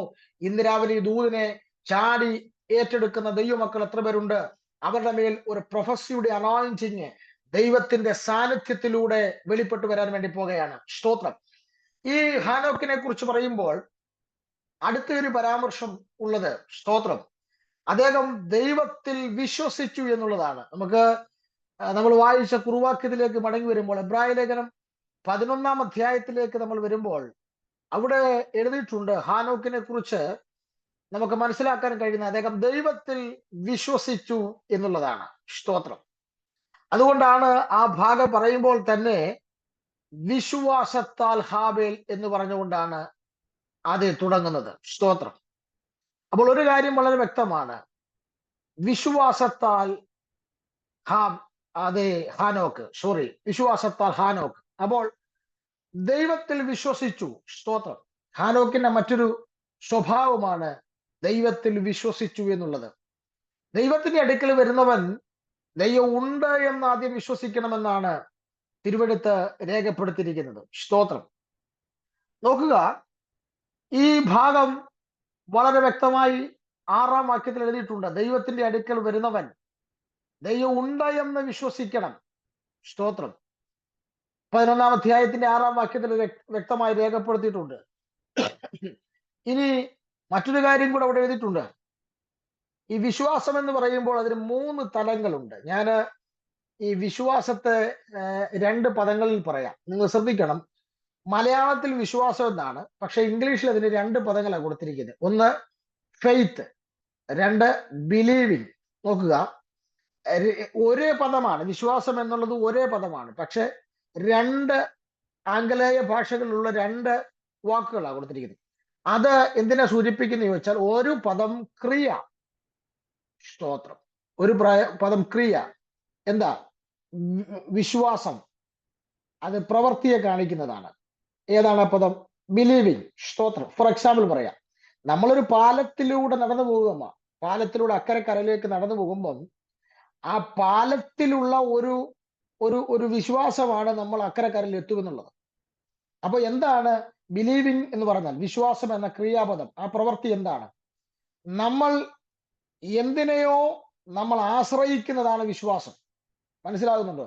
ഈ പാലത്തിലുള്ള നമ്മുടെ ആശ്രയമാണ് നമ്മൾ അക്കരെ എത്തും എന്നുള്ളത്. സ്തോത്രം. അതൊരു ക്രിയാപദമാണ്. എന്നാൽ ഫെയ്ത്ത് എന്ന് പറയുന്നത് അതൊരു ക്രിയാപദം മാത്രമല്ല, അതൊരു വിശ്വാസ സംഹിതയാണ്. ആളുകൾ ചോദിക്കത്തില്ല നിങ്ങളുടെ വിശ്വാസ സംഹിത ഏതാണ് എന്ന് പറയാൻ, നിങ്ങളുടെ പ്രമാണം ഏതാണ്? അതിനെ ഒരു ക്രിയാപദത്തിൽ ഒതുക്കാൻ പറ്റത്തില്ല. ഫെയ്ത്ത് എന്നുള്ള പദം അതൊരു വിശ്വാസ സംഹിതയാണ്. സ്തോത്രം. ഇങ്ങനെ നമുക്ക് വിശ്വാസത്തെ രണ്ട് രീതികൾ ചിന്തിക്കാൻ കഴിയുന്നുണ്ട്. സ്തോത്രം. അപ്പോൾ എന്താണ് വിശ്വാസം? വിശ്വാസത്തെ ബൈബിൾ 3 തലങ്ങളിൽ പറയുന്നുണ്ട്. ഒന്നാമത്തെ തലം കാണാത്ത കാര്യങ്ങളെ കുറിച്ചുള്ള ഉറപ്പാണ്. അത് പറഞ്ഞുകൊണ്ടാണ് ഈ 11-ാം അധ്യായം ആരംഭിക്കുന്നത്. സ്തോത്രം. രണ്ടാമത്തെ കാര്യം അത് സത്യദൈവത്തിലുള്ള ആശ്രയം. അതാണ് ഞാൻ മുമ്പേ പറഞ്ഞു നിർത്തിയത്. സത്യദൈവത്തിലുള്ള ആശ്രയം. മൂന്നാമത്തെ കാര്യം എന്താണ്? സ്തോത്രം. അതെ, മൂന്നാമത്തെ കാര്യം ദൈവം ഉണ്ട് എന്നുള്ള ബോധ്യം. അതാണ് 6-ാം വാക്യത്തിൽ നമ്മൾ കണ്ടത്. സ്തോത്രം. 11-ന്റെ 6-ൽ. അപ്പൊ ദൈവം ഉണ്ട് എന്നുള്ള ബോധ്യവും കാണാത്ത കാര്യങ്ങളെ കുറിച്ചുള്ള നിശ്ചയവും, കൂടാതെ അത് ദൈവത്തിന്റെ അടുക്കലേക്ക് വരുന്നവൻ അതെ സത്യദൈവത്തിൽ ആശ്രയിക്കുക എന്നുള്ളതുമാണ് വിശ്വാസത്തെ കുറിച്ച് പറയുന്നത്. ഹാനോക്ക് ദൈവം ഉണ്ട് എന്ന് വിശ്വസിച്ച് ദൈവത്തിൽ ആശ്രയിച്ചു. 2, കാണാത്ത കാര്യങ്ങളെ കുറിച്ച് അവൻ വിശ്വസിച്ചു. നോക്ക്. 3, ഹാനോക്ക് അത് ദൈവം ഉണ്ട് എന്നുള്ള ബോധ്യം, ദൈവത്തിൽ കാണാത്ത കാര്യങ്ങളെ കുറിച്ചുള്ള ആശ്രയവും, അത് മാത്രമല്ല ഹാനോക്കിന്റെ ഒരു പ്രത്യേകത, അവൻ വിശ്വാസത്താൽ സ്തോത്രം ദൈവത്തെ പ്രസാദിപ്പിച്ചു. അത് ഹാനോക്കിന്റെ മൂന്നാമത്തെ ക്വാളിറ്റിയാണ്. നോക്കിക്കേ, 1, അദ്ദേഹം ദൈവത്തോടു കൂടെ നടന്നു. 2, അദ്ദേഹം ദൈവത്തെ വിശ്വസിച്ചു. 3, അദ്ദേഹം ദൈവത്തെ പ്രസാദിപ്പിച്ചു. എങ്ങനെയാണ് പ്രസാദിപ്പിച്ചത്? വിശ്വാസം കൊണ്ടാണ് പ്രസാദിപ്പിച്ചത്. 5-ാം വാക്യത്തിൽ പറയുന്നു, അവൻ ദൈവത്തെ പ്രസാദിപ്പിച്ചു എന്ന് അവൻ എടുക്കപ്പെടുന്നതിന് മുമ്പേ സാക്ഷ്യം പ്രാപിച്ചു. അങ്ങനെയാണെങ്കിൽ എടുത്തു പറയത്തക്ക രീതിയിലുള്ള വിശേഷതയാണത്. എന്താ? ദൈവത്തിന്റെ ഫേവർ ലഭിച്ചൊരു മനുഷ്യൻ, ദൈവത്തെ പ്രസാദിപ്പിച്ച ഒരു മനുഷ്യൻ. അത് വചനം തന്നെ സാക്ഷ്യം പറയുന്നു. ദൈവത്തിന്റെ സാക്ഷ്യമാണ് എഴുതിയിരിക്കുന്നത്. ദൈവത്തെ പ്രസാദിപ്പിച്ചൊരു മനുഷ്യൻ. സ്തോത്രം. നോക്ക്, എങ്ങനെ പ്രസാദിപ്പിച്ചു? തന്റെ ജീവിതം കൊണ്ടാണ് അത് ദൈവത്തെ പ്രസാദിപ്പിച്ചത്. സ്തോത്രം. ജീവിതം കൊണ്ട് വേണം ദൈവത്തെ പ്രസാദിപ്പിക്കാൻ. ആ 11-ാം അധ്യായം 4-ാം വാക്യത്തിൽ ഹാബേലിന്റെ ചരിത്രം പറയുമ്പോൾ അവിടെ ഹാബേലിന് നീതിമാൻ എന്ന സാക്ഷ്യം ലഭിച്ചത് എങ്ങനെയാണ്? അത് ജീവിതം കൊണ്ടാണ് സാക്ഷ്യം ലഭിച്ചത്. അങ്ങനെയാണെങ്കിൽ ഒരു കാര്യം വളരെ വ്യക്തമാണ്. ജീവിതം കൊണ്ട് ദൈവത്തെ പ്രസാദിപ്പിച്ച ഒരു മനുഷ്യൻ, കർമ്മം കൊണ്ടോ പ്രവൃത്തി കൊണ്ടോ അല്ല, അവനവന്റെ ജീവിതം കൊണ്ട് ദൈവത്തെ പ്രസാദിപ്പിക്കുവാൻ കഴിയുമെങ്കിൽ, അതുകൊണ്ടാണ് റോമാലേഖനം 12 പറയുന്നത്, ജീവനും വിശുദ്ധിയുമുള്ള യാഗമായി. നോക്ക്, ജീവനും വേണം വിശുദ്ധിയുമുള്ള യാഗമായി നിങ്ങളുടെ ശരീരങ്ങളെ ദൈവത്തിന് പ്രസാദമുള്ള യാഗമായി അർപ്പിക്കണം. സ്തോത്രം. അപ്പോൾ ഒരു കാര്യം വളരെ വ്യക്തമാണ്. ദൈവത്തോടുകൂടെ നടന്ന് ദൈവത്തെ വിശ്വസിച്ച് ജീവിതം കൊണ്ട് ദൈവത്തെ പ്രസാദിപ്പിച്ച മനുഷ്യനാണ് അത് ഹാനോക്ക് എന്ന് പറയുന്ന മനുഷ്യൻ. വേദപുസ്തകം നമ്മൾ പരിശോധിക്കുമ്പോൾ ഉൽപ്പത്തി പുസ്തകം 4-ാം അധ്യായത്തിന്റെ 4-ാം വാക്യവും, കൂടാതെ യോഹന്നാന്റെ സുവിശേഷം 8-ാം അധ്യായം 29-ാം വാക്യവും പരിശോധിക്കുമ്പോൾ, 1 ജീവിതം, 2 ആരാധന, 3 ശുശ്രൂഷ. ഈ 3 കാര്യം കൊണ്ട് നാം ദൈവത്തെ പ്രസാദിപ്പിക്കണമെന്നാണ് തിരുവെഴുത്ത് പറയുന്നത്. 1 നമ്മുടെ ജീവിതം കൊണ്ട് ദൈവത്തെ പ്രസാദിപ്പിക്കണം. 2 ആരാധന കൊണ്ട് ദൈവത്തെ പ്രസാദിപ്പിക്കണം. ശുശ്രൂഷ കൊണ്ട് ദൈവത്തെ പ്രസാദിപ്പിക്കണം. സ്തോത്രം. ഇത് 3 കൊണ്ട് ദൈവത്തെ പ്രസാദിപ്പിക്കുമ്പോഴാണ് ദൈവത്തെ പ്രസാദിപ്പിച്ചു എന്ന് തെറ്റുകൂടാതെ പറയാൻ കഴിയുന്നത്. ഹാനോക്ക് ദൈവത്തിന്റെ പ്രസാദം നേടിയ മനുഷ്യൻ, ഹാനോക്ക് ദൈവത്തോടു കൂടെ നടന്ന മനുഷ്യൻ, ആ തലമുറയിൽ ദൈവത്തെ ഒരു പൊട്ടനെ പോലെ അഗാധമായി വിശ്വസിച്ച ഒരു മനുഷ്യൻ. സ്തോത്രം. കൂടാതെ ഇദ്ദേഹത്തെ കുറിച്ച് പഠിച്ചാൽ ഇദ്ദേഹം ദൈവത്തെ കുറിച്ച് പ്രസംഗിച്ച മനുഷ്യനാണ്. ആ തലമുറയിലെ പ്രഭാഷകനായിരുന്നു ഹാനോക്ക് എന്ന് പറയുന്നത്. സ്തോത്രം. ഇദ്ദേഹം 7ാമനായ മനുഷ്യനാണ്. ആദം മുതൽ 7ാമത്തെ തലമുറയാണ്, 7ാമനായ മനുഷ്യനാണ്. സ്തോത്രം. അന്നത്തെ തലമുറയോട് ഇദ്ദേഹം പ്രസംഗിച്ചു എന്ന് നമ്മൾ മുമ്പേ വായിച്ചു. യൂദായുടെ ലേഖനം 14-15 വാക്യങ്ങളിൽ ആ തലമുറയോട് ഇദ്ദേഹം അസാധാരണകരമായി പ്രസംഗിച്ചു. കർത്താവിന്റെ വരവിനെ കുറിച്ചും അവൻ ഭക്തി കെട്ടവർക്കും നേരെയുള്ള ന്യായവിധിയെ കുറിച്ചൊക്കെ അദ്ദേഹം പ്രസംഗിച്ചു. സ്തോത്രം. 1000 വിശുദ്ധന്മാരോടുകൂടെ കർത്താവ് വീണ്ടും വരും, അവൻ ന്യായവിധി നടത്തുമെന്നൊക്കെ ശക്തമായ രീതിയിൽ അദ്ദേഹം പ്രസംഗിച്ചു. അപ്പൊ അദ്ദേഹം ഒരു പ്രഭാഷകനാണ്. സ്തോത്രം. ഞാൻ നിങ്ങളോട് ഇന്ന് രാവിലെ പറഞ്ഞു, നമുക്ക് ലഭിക്കുന്ന സമയം 5 മിനിറ്റ് ആകട്ടെ, 10 മിനിറ്റ് ആകട്ടെ, പ്രസംഗചാതുര്യം ഇല്ലായിരിക്കാം, വാക്കില്ലായിരിക്കാം, പക്ഷേ ഒരുപക്ഷെ നിങ്ങളിലൂടെ ആയിരിക്കാം ദൈവം അന്ന് രാവിലെ സംസാരിക്കാൻ താല്പര്യപ്പെടുന്നത്. സ്തോത്രം. സമയത്തും അസമയത്തും ഒരുങ്ങിയിരിക്കണമെന്നാണ്. സ്തോത്രം. ഡെയിലി തിരുവെഴുത്ത് വായിക്കുന്ന ഒരാളെ സംബന്ധിച്ച് എപ്പോ ആര് പറഞ്ഞാലും അവിടെ ഒരു സന്ദേശം പറയാൻ കാണും. സ്തോത്രം. നമ്മുടെ തിരുവെഴുത്തിന്റെ വായനയിലുള്ള ഒരു ഒരു ദാരിദ്ര്യമാണ് പല ആളുകൾക്കും സന്ദേശമില്ലാതെ വരുന്നത്. സ്തോത്രം. ഒരു കാര്യം വളരെ വ്യക്തമായി ഞാൻ പറയാം. സ്തോത്രം. ഹാനോക്ക് ആദ്യത്തെ പ്രഭാഷകനായിരുന്നു. അദ്ദേഹം വിചാരിച്ചില്ല അദ്ദേഹത്തിലൂടെ വരാൻ പോകുന്ന പ്രവചനം 1000 തലമുറകൾ, അത് നൂറ്റാണ്ടുകൾ നിലനിൽക്കുന്ന ഒരു പ്രഭാഷണമാണ് എന്ന് അദ്ദേഹം വിചാരിച്ചില്ല. ദൈവം അതിശക്തനായ ആദ്യത്തെ പ്രഭാഷകനാക്കി ദൈവം ഹാനോക്കിനെ മാറ്റി. അപ്പോൾ അദ്ദേഹം ആദ്യത്തെ പ്രഭാഷകനും ആദ്യത്തെ പ്രവാചകനുമാണ്. ദൈവത്തിന്റെ പ്രവാചകനും ദൈവത്തിന്റെ പ്രഭാഷകനുമാകാൻ അദ്ദേഹം ദൈവത്തോടുകൂടെ നടക്കുകയും ദൈവത്തിൽ വിശ്വസിക്കുകയും ദൈവത്തെ പ്രസാദിപ്പിക്കുകയും ചെയ്തു.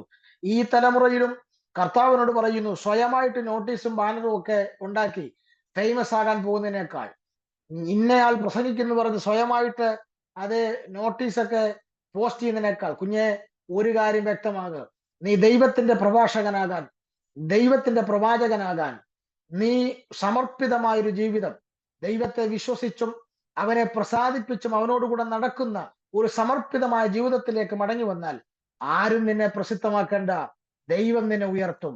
ഒരു മനുഷ്യനും വലിച്ച് താഴെയിടാൻ കഴിയാത്ത രീതിയിൽ ദൈവം നിന്നെ ഉയർത്തും. ഇന്ന് രാവിലെ അതിനുവേണ്ടി നമ്മുടെ ജീവിതം ഒന്ന് സമർപ്പിക്കപ്പെടുവാൻ പരിശുദ്ധാത്മാവ് ശക്തമായി ദൂത് കൈമാറുകയാണ്. ഞാൻ ഒരു കാര്യം കൂടെ, ഒന്നല്ല പല കാര്യങ്ങൾ പറയാനുണ്ടെങ്കിലും അത് പറയാതിരിക്കാൻ നിർവാഹമില്ലാത്തതുകൊണ്ട് വേഗം പറഞ്ഞു വിടുകയാണ്. സ്തോത്രം. ഈ ഹാനോക്കിനെ കുറിച്ചുള്ള മറ്റൊരു പ്രത്യേകത നമ്മൾ വായിച്ച 11-ാം അധ്യായത്തിന്റെ അത് 5-ാം വാക്യത്തിൽ പറയുന്നത്, ദൈവം അവനെ എടുത്തുകൊണ്ടതിനാൽ കാണാതെയായി എന്നാണ്. ദൈവം അവനെ എടുത്തുകൊണ്ടതിനാൽ കാണാതെയായി. എനിക്ക് ആ ഭാഗം വായിക്കുമ്പോൾ എനിക്കുള്ളൊരു സന്തോഷം എന്താണെന്ന് ചോദിച്ചാൽ, സ്തോത്രം, ഹാനോക്കിന് മരണമില്ലാത്തൊരു മനുഷ്യനായിരുന്നു. സ്തോത്രം. കാരണം ദൈവം അവനെ എടുത്തുകൊണ്ടുപോയി. നിങ്ങളൊന്ന് ഓർത്തു നോക്കിക്കേ. ഇത് ഞാൻ പറഞ്ഞതിന്റെ കാരണം എന്താണെന്ന് ചോദിച്ചാൽ, ഈ അന്നത്തെ 7 തലമുറ, സ്തോത്രം, ഈ 7 തലമുറകളിൽ എല്ലാ ആളുകളും മരിച്ചു പോകുമായിരുന്നു. സ്തോത്രം. ആദം മുതൽ നോഹ വരെയുള്ള ആദ്യത്തെ 8 തലമുറ, മൊത്തം നമ്മളൊരു 8 തലമുറ എടുക്കാം. ഈ 8 തലമുറയിൽ ആളും മരിച്ചുപോയി. സ്തോത്രം. ഈ 8 തലമുറകളുടെ ഇടയിൽ മരണം കാണാതെ എടുക്കപ്പെട്ട ഒരു മനുഷ്യൻ ഹാനോക്കായിരുന്നു. സ്തോത്രം. അപ്പൊ എനിക്ക് അതിനകത്തുനിന്ന് മനസ്സിലായ ഒരു കാര്യം എന്താണെന്ന് ചോദിച്ചാൽ, സ്തോത്രം, ഈ മരണം എന്ന് പറഞ്ഞാൽ എന്താ? പാപത്തിന്റെ ശമ്പളമാണ് മരണം. അതൊരു ഭയങ്കര വെളിപ്പാടാണ്. കാരണം പാപത്തിന്റെ ശമ്പളമായ മരണത്തിന് തന്റെ മേൽ സ്ഥാനമില്ലാതാക്കിക്കൊണ്ട് ദൈവം ആ മനുഷ്യനെ എടുത്തു. അതുകൊണ്ട് തന്നെയാണ് ഞാൻ പറഞ്ഞത് ഇദ്ദേഹത്തിന് നെഗറ്റീവ് ഉണ്ടാകാൻ വഴിയില്ലെന്ന്. കാരണം പാപത്തിന്റെ ശമ്പളമായ മരണത്തിന് ഇദ്ദേഹത്തെ തൊടാൻ കഴിഞ്ഞില്ല. സ്തോത്രം. അപ്പോൾ ഒരു കാര്യം വളരെ വ്യക്തമായിട്ട് അവിടെ ചിന്തിക്കേണ്ട കാര്യമാണ്. സ്തോത്രം. ഈ മരണം കാണാതെ, വേദപുസ്തക ചരിത്രത്തിൽ ആദ്യമായി മരണം കാണാതെ സ്വർഗത്തിലേക്ക് എടുക്കപ്പെട്ട ആദ്യത്തെ മനുഷ്യനാണ് ഹാനോക്ക്. സ്തോത്രം. പിന്നീട് ഏലിയാവ് മരണം കാണാതെ എടുക്കപ്പെട്ടിട്ടുണ്ട്. കർത്താവായ യേശു ക്രിസ്തു അദ്ദേഹം എടുക്കപ്പെട്ടു. കർത്താവായ യേശു ക്രിസ്തു മരിച്ചിട്ടാണ് എടുക്കപ്പെട്ടത്, മരണം കാണാതെയല്ല. സ്തോത്രം. അത് എടുക്കപ്പെട്ടവരുടെ കൂട്ടത്തിൽ എന്നേ പറയാൻ കഴിയത്തുള്ളൂ. പക്ഷെ മരണം കാണാതെ എടുക്കപ്പെട്ടെന്ന് പറയാൻ കഴിയുന്നത്, സ്തോത്രം, ഈ ഹാനോക്കും ഏലിയാവുമാണ്. സ്തോത്രം. പ്രധാനമായും. സ്തോത്രം. അപ്പോൾ ഒരു കാര്യം വളരെ വ്യക്തമായി എനിക്ക് അവിടുന്ന് മനസ്സിലായത്, ഇതുപോലൊരു തലമുറ ഇനിയും വെളിപ്പെടും. നിങ്ങൾ വിശ്വസിക്കുന്നുണ്ടോ? സ്തോത്രം. മരണം കാണാതെ എടുക്കപ്പെടുന്ന ഒരു തലമുറ. അതുകൊണ്ടല്ലേ പൗലോസ് പറഞ്ഞത്, നാം എല്ലാവരും നിദ്ര കൊള്ളുകയില്ല. സ്തോത്രം. എന്ന് പറഞ്ഞാൽ അതൊരു പ്രത്യാശയാണ്, അതൊരു പ്രതീക്ഷയാണ്. ഈ ലേഖനം എഴുതുമ്പോൾ പൗലോസിന്റെ ഒരു പ്രത്യാശ എന്താണെന്നറിയോ? അദ്ദേഹത്തിന്റെ തലമുറയിൽ കർത്താവ് വരും. കർത്താവ് അദ്ദേഹത്തിന്റെ തലമുറയിൽ വന്നാൽ മരണം കാണാതെ കാഹളധ്വനിയിൽ എടുക്കപ്പെടും. അത് ആദ്യം ക്രിസ്തുവിൽ മരിച്ച വിശുദ്ധന്മാർ എടുക്കപ്പെടും. രണ്ടാമത് ജീവനോടെ ശേഷിക്കുന്ന വിശുദ്ധന്മാർ. പൗലോസിന്റെ ഒരു വലിയ പ്രത്യാശയായിരുന്നു. ഇന്ന് രാവിലെ വചനം കേൾക്കുന്ന നിങ്ങൾക്കൊരു പ്രത്യാശ ഉണ്ടോ? അടുത്ത തലമുറയിലെ ഹാനോക്കാകാൻ നിങ്ങൾ തയ്യാറാണോ? സ്തോത്രം. മരണത്തിന് തൊടാൻ കഴിയാത്ത, മരണം കാണാതെ, പാപത്തിന്റെ ശമ്പളമായ മരണം ഏശാതെ എടുക്കപ്പെടാൻ ഒരു ഹാനോക്കിന്റെ തലമുറയായി തീരാൻ നിങ്ങൾ ഇന്ന് രാവിലെ തയ്യാറാണോ? സ്തോത്രം. ആ തലമുറയാണ് ഇനി പറയാൻ പോകുന്നത്. മരണത്തെ നോക്കി പറയാൻ പോകുന്നത്, ഹേ മരണമേ, നിന്റെ ജയം എവിടെ? ഹേ പാതാളമേ, നിന്റെ വിഷമുള്ള എവിടെ എന്ന് പറഞ്ഞ് മരണത്തിനും പാതാളത്തിനുമെതിരെ വിരൽ ചൂണ്ടിക്കൊണ്ട് മരണം കാണാതെ ഇവിടുന്ന് ഒരു ഹാനോക്കിന്റെ തലമുറ എടുക്കപ്പെടാൻ പോകുന്നു. ഞാൻ വിശ്വസിക്കുന്നു എന്റെ തലമുറയിൽ ആ ഹാനോക്കായി ഞാൻ തീരും. നിങ്ങളുടെ തലമുറയിൽ ആ ഹാനോക്കായി നിങ്ങൾ തീരുമെന്ന് എത്ര പേർ വിശ്വസിക്കുന്നുണ്ട്? ഇന്ന് രാവിലെ സമയം അങ്ങനെ ഒരു ഭാഗ്യ പദവിയിലേക്ക് ദൈവാത്മാവ് നമ്മെ ഹാനോക്കിനെ പോലെ പിടിച്ചു കയറ്റുമെന്ന് ഞാൻ വിശ്വസിക്കുകയാണ്. സ്തോത്രം. ഇനി എന്റെ ഒരു പ്രഭാഷണ ഭാഷയിൽ പറയാം. ഹാനോക്കിന്റെ മറ്റൊരു പ്രത്യേകത എന്താന്ന് ചോദിച്ചാൽ, സ്തോത്രം, വേദപുസ്തകത്തിലെ ആദ്യത്തെ 8 മരണങ്ങളുടെ ഇടയിലെ ആദ്യത്തെ ഉൽപ്രാവണം. നമ്മള് പുതിയ നിയമസഭയാണ്. സ്തോത്രം. സഭ കാത്തിരിക്കുന്ന അടുത്ത ഏറ്റവും വലിയ ഭാവി പ്രവചനം എന്താ? റാപ്ചർ, ഉൽപ്രാവണം. കർത്താവ് താൻ ഗംഭീരനാദത്തോടും പ്രധാന ദൂതന്റെ ശബ്ദത്തോടും ദൈവത്തിന്റെ കാഹളത്തോടും കൂടെ വരുമ്പോൾ ക്രിസ്തുവിൽ മരിച്ച വിശുദ്ധന്മാർ മുൻപേയും ജീവനോടെ ശേഷിക്കുന്ന നാം അവനെ എതിരേക്കാൻ മേഘങ്ങളിൽ എടുക്കപ്പെടും. അവിടെയാണ് റാപ്ചർ. നോക്ക, ഉൽപ്രാവണം. ആദ്യത്തെ ആദം മുതൽ നോഹ വരെയുള്ള 8 മരണങ്ങൾക്കിടയിൽ സംഭവിച്ച ഏക ഉൽപ്രാവണം. ആദ്യം ഉൽപ്രാവണം പ്രാപിച്ച മനുഷ്യനായിരുന്നു ഹാനോക്ക്. സ്തോത്രം. ഇന്ന് രാവിലെ സമയം ഒരു കാര്യം, അത് ഹാനോക്കിനെ കുറിച്ച് പറയുമ്പോൾ എന്റെ ഉള്ളത്തിനൊരു കൊതിയുണ്ട്. സ്തോത്രം. നമ്മളെല്ലാം ഉൽപ്രാവണത്തിന് വേണ്ടി കൊതിച്ചിരിക്കുക, സഭ കൊതിച്ചിരിക്കുക. സ്തോത്രം. അത് ആദ്യം ഉൽപ്രാവണം അനുഭവിച്ച മനുഷ്യനാണ് ഹാനോക്ക്. ഇനി ഒരു കാര്യം കൂടെ ഞാൻ പറഞ്ഞ് എന്റെ വാക്കുകൾക്ക്, സ്തോത്രം, വിരാമം കുറിക്കുകയാണ്. സ്തോത്രം. ഈ ഹാനോക്ക് 365 വർഷമാണ് അദ്ദേഹം ജീവിച്ചത്. 365 വർഷം ദൈവത്തോടു കൂടെ നടന്ന് എങ്ങനെ ഒരു മനുഷ്യൻ ജീവിച്ചു? ഓ, സ്തോത്രം.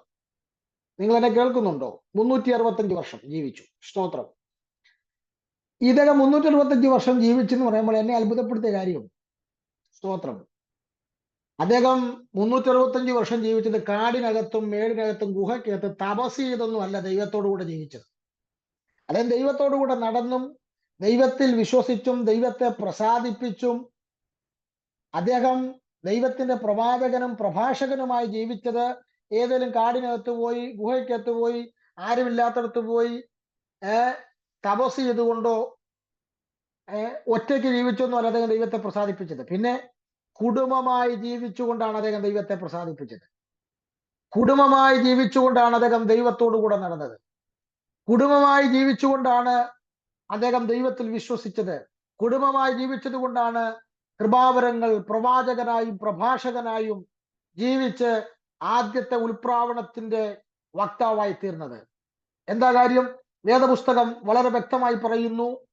അദ്ദേഹത്തിന്റെ 65-ാമത്തെ വയസ്സിൽ, ഹാനോക്കിന്റെ 65-ാമത്തെ വയസ്സിലാണ് അദ്ദേഹത്തിന് മെതുശലേഖ് എന്ന് പറയുന്ന ഒരു മകൻ ജനിക്കുന്നത്. സ്തോത്രം. പിന്നീട് ഒരു 300 വർഷം കൂടെ അദ്ദേഹം ജീവിച്ചിരുന്നു. അപ്പൊ അദ്ദേഹം എങ്ങനെയാ ജീവിച്ചിരുന്നത്? നമ്മുടെ ഇടയിൽ കുറെ പെന്തക്കോസ്തുകാരുടെ ഇടയിലുള്ള ഒരു വിഭാഗങ്ങളൊക്കെ ചിലതുണ്ട്. ശുശ്രൂഷയ്ക്ക് കുടുംബം തടസ്സമാണെന്നും മക്കൾ തടസ്സമാണെന്നും ഒറ്റയ്ക്ക് ജീവിക്കാൻ നല്ലതെന്നൊക്കെ പഠിപ്പിക്കുന്നവരുണ്ട്. സ്തോത്രം. പക്ഷേ ഈ ഹാനോക്ക് പറയുന്നത് അങ്ങനെയൊന്നുമില്ല. ദൈവത്തെ പ്രസാദിപ്പിക്കാനോ ദൈവത്തിന്റെ കൂടെ നടക്കാനോ ദൈവത്തെ വിശ്വസിക്കാനോ പ്രവാചകനാകാനോ പ്രഭാഷകനാകാനോ ഉൽപ്രാവണത്തിൽ ഇതൊന്നും ഫാമിലി ഒരു തടസ്സമല്ല, കുടുംബം ഒരു തടസ്സമല്ല. മനസ്സിലാകുന്ന എത്ര പേരുണ്ടെന്ന് എനിക്കറിയത്തില്ല. സ്തോത്രം. ഇത് വളരെ ശക്തമായിട്ടുള്ള സന്ദേശമാണ് ഹാനോക്ക് തന്റെ ലൈഫിലൂടെ നമുക്ക് തരുന്നത്. ഇനി ഒരു കാര്യം കൂടെ പറഞ്ഞ് ഞാൻ അവസാനിപ്പിക്കാം. സ്തോത്രം. വേദപുസ്തകത്തിലെ ഏറ്റവും ആയുഷ്കാലം കൂടിയ മനുഷ്യൻ ഹാനോക്കിന്റെ തലമുറയായിരുന്നു. ആരാ? മെതുശലേഖ്. എനിക്ക് കൃത്യമായിട്ട് അദ്ദേഹത്തിന്റെ ആയുഷ്കാലം ഓർമ്മയിൽ വരുന്നില്ല. പക്ഷെ എനിക്ക് തോന്നുന്നു ഒരു 900 വർഷമെങ്കിലും ജീവിച്ചിരുന്ന എൻ്റെ ഒരു ചിന്ത. സൺഡേ സ്കൂൾ പഠിച്ചപ്പോൾ ഓർമ്മയാണ് കിടക്കുന്നത്. സ്തോത്രം. ബൈബിളിലെ ഏറ്റവും കൂടുതൽ ആയുഷ്കാലം ജീവിച്ചിരുന്ന മനുഷ്യനായിരുന്നു, സ്തോത്രം, ഹാനോക്കിന്റെ തലമുറ. സ്തോത്രം. അതും എനിക്ക് തോന്നുന്നു ഉൽപ്പത്തി പുസ്തകം 5-ാം അധ്യായത്തിൽ അത് കാണണം. സ്തോത്രം. 5-ാം അധ്യായം നിങ്ങൾ വായിച്ചു നോക്കിയാൽ അവിടെ കാണാൻ സാധ്യതയുണ്ട്. സ്തോത്രം. തൊള്ളായിരത്തി 69 ഇതിനെ ക്രോസ് ചെയ്തിട്ടില്ല ആരും. അപ്പൊ അതിന്റെ അർത്ഥം എന്താ? എനിക്ക് ഒത്തിരി ദൂത് വരുന്നുണ്ട്, സമയം പോയി. നീ ദൈവത്തോടു കൂടെ നടന്നാൽ, ദൈവത്തെ പ്രസാദിപ്പിച്ചാൽ, ദൈവത്തെ വിശ്വസിച്ചാൽ, ദൈവത്തിന് വേണ്ടി സമർപ്പിതമായ ജീവിതം നയിച്ചാൽ, ദീർഘായുസുള്ള തലമുറകൾ നിന്നിൽ നിന്ന് പുറത്തു വരും. നിന്റെ തലമുറയുടെ അകാല മരണം കാണേണ്ടി വരത്തില്ല. സ്തോത്രം. നിന്റെ തലമുറകളുടെ വിടുമരണങ്ങൾ കൺമിൽ കാണേണ്ടി വരത്തില്ല. ദീർഘായുസുള്ള തലമുറകൾ പുറത്തു വരാൻ. മാതാപിതാക്കന്മാർ എന്നെ ശ്രദ്ധിക്കുക. ദീർഘായുസുള്ള തലമുറകൾ പുറത്തു വരാൻ, പുഷ്ടിയുള്ള തലമുറകൾ പുറത്തു വരാൻ നിങ്ങൾ ദൈവത്തോടു കൂടെ നടക്കുക, ദൈവത്തെ വിശ്വസിക്കുക, ദൈവത്തെ പ്രസാദിപ്പിക്കുക, ദൈവത്തിന്റെ നാവായി തീരുക. നിങ്ങളുടെ തലമുറകൾ പുഷ്ടിയുള്ള ദീർഘായുസുള്ള തലമുറകളായി പുറത്തു വരട്ടെ. അതിനായി കർത്താവ് നമ്മെ സഹായിക്കട്ടെ. ആകയാൽ നമുക്ക് പ്രാർത്ഥനയ്ക്കായി തലകൾ വണക്കാം. ഇന്ന് ഹാനോക്കിന്റെ സന്ദേശം നിങ്ങൾ ഒന്നുകൂടെ കേൾക്കണം. സ്തോത്രം. ഒത്തിരി കാര്യങ്ങൾ നമ്മളെ ഇൻസ്പയർ ചെയ്യാനുണ്ട്. സ്തോത്രം. ഞാനിത് പ്രിപ്പയർ ചെയ്തൊരു സന്ദേശമൊന്നുമല്ല. ഞാൻ ഇന്ന് രാവിലെ എഴുന്നേറ്റപ്പം വെറുതെ തിരുവഴുത്ത് ഇങ്ങനെ മറിച്ചു നോക്കിയപ്പോൾ പെട്ടെന്ന് എൻ്റെ ഉള്ളിൽ ഒരു സ്പാർക്ക് ഉണ്ടാക്കിയൊരു സന്ദേശമാണ്. അപ്പൊ ഓടിച്ച് നോക്കിയപ്പോൾ പറഞ്ഞ ചില കാര്യങ്ങളാണ് എന്നോട് പറഞ്ഞത്. ഇന്ന് രാവിലെ അത് ആരോടൊക്കെയുള്ള ദൂത് അതിനകത്ത് കിടപ്പുണ്ട്. അതുകൊണ്ടാണ് അത് പെട്ടെന്ന് ദൈവാത്മാവ് ആ മെസ്സേജ് ഡെലിവറി ചെയ്തത്. സ്തോത്രം. അതുകൊണ്ട് പ്രാർത്ഥനയ്ക്കായി നമുക്ക് തലകൾ വണക്കാം, കണ്ണുകൾ അടയ്ക്കാം. പ്രിയ പിതാവേ, നസ്രയനായ യേശുവിൻ നാമത്തിൽ ഞാൻ ഈ ജനത്തിനായി പ്രാർത്ഥിക്കുന്നു. അടുത്ത തലമുറയിലെ ഹാനോക്കാക്കി തീർക്കാൻ, അല്ല ഈ തലമുറയിലെ ഹാനോക്കന്മാരാക്കി തീർക്കാൻ അങ്ങയ്ക്ക് ഇവരോട് പ്രസാദം തോന്നണമേ.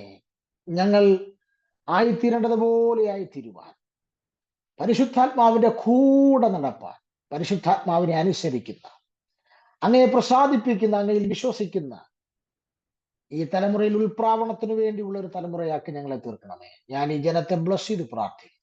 നസ്രയനായ യേശുവിൻ നാമത്തിൽ ഇവർ അനുഗ്രഹിക്കട്ടെ. ക്രിസ്തുവിന്റെ സമാധാനത്താൽ കർത്താവിനെ ബ്ലസ് ചെയ്യണം. എല്ലാ മഹത്വം കർത്താവിന്. പ്രാർത്ഥന കേട്ടതിന് സ്തോത്രം. അത്ഭുതം ചെയ്യും യേശുവിൻ നാമത്തിൽ തന്നെ. ആമേൻ. കർത്താവ് പ്രാർത്ഥനയും യാതനയും കേട്ടതിനായി സ്തോത്രം ചെയ്യാം. സ്തോത്രം, സ്തോത്രം, സ്തോത്രം, സ്തോത്രം. പിതൃപുത്ര പരിശുദ്ധാത്മാകാം ത്രിയേക ദൈവത്തിന്റെ കൃപയും സമാധാനങ്ങളും ആശീർവാദങ്ങളും പ്രാർത്ഥിച്ച വിഷയങ്ങളോടും കേട്ട ദൈവവചനത്തോടും പിരീത നാം ഓരോരുത്തരോടും ദൂരത്തും ചാരത്തുമുള്ള എല്ലാ വിശുദ്ധന്മാരോടും നമ്മുടെ കർത്താവായ യേശുക്രിസ്തുവിന്റെ രണ്ടാമത്തെ മേഘപ്രത്യക്ഷത വരെ ഇന്നും നേക്കുമുണ്ടായിരിക്കുമാറാകട്ടെ. ആമേൻ. യേശുക്രിസ്തു മുഖാന്തരം ഇന്ന് രാവിലെ ജയം നൽകിയ പിതാവിന്റെ ശക്തിയോടെ സ്തുതിക്കാം. Hallelujah, hallelujah, hallelujah. ആമേൻ. കർത്താവായ യേശുവേ, വേഗം വരണമേ. എല്ലാവർക്കും പ്രഭാത വന്ദനം. നാളെ രാവിലെ വീണ്ടും നമുക്ക് കൂടി വന്ന് കർത്താവിനെ മഹത്വപ്പെടുത്താം. God bless you and thank you all.